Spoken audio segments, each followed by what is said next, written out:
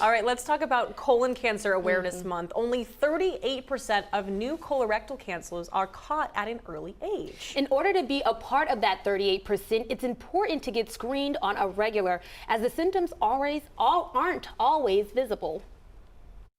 Last year, there was an uptick in colon cancer amongst young adults. And today we're here with Dr. Salz to find out what's going on. So, doctor, tell us, who should be concerned about colon cancer? Everyone. So colon cancer is the third most common cancer here in the U.S., behind lung and behind the gender-specific cancers like prostate cancer and breast cancer.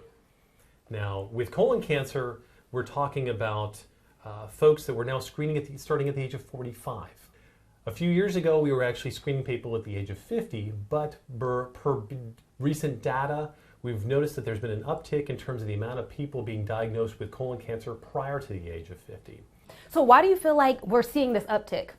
That's a great question. In a lot of cases, we may think it may be due to either dietary measures or even lifestyle to a certain degree. Folks that are obese or they're more overweight are at a higher risk of developing things like colon polyps and as a result colon cancer. What are some of the symptoms of colon cancer? And that's a good question. In some cases there may not be any symptoms.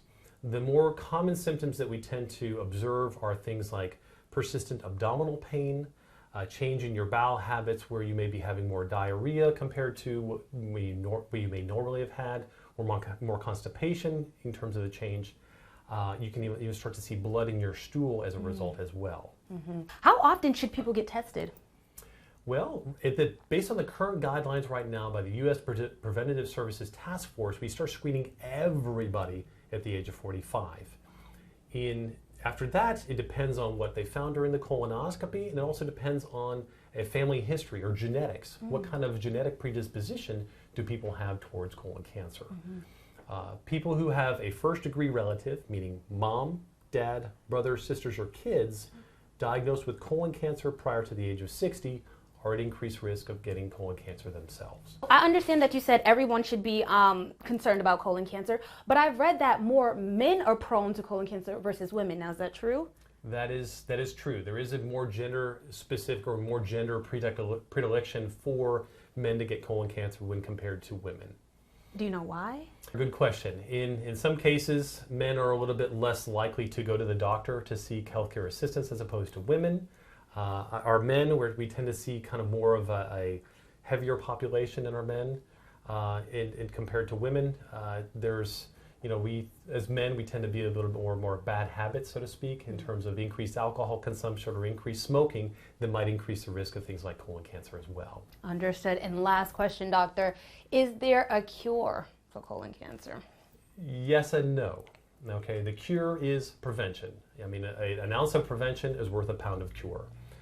In this case, colonoscopy is the gold standard for detecting colon polyps, things that could potentially lead to cancer. And when I talk about polyps, I'm talking about growths of tissue coming out from the wall of the colon that could potentially lead to cancer over time.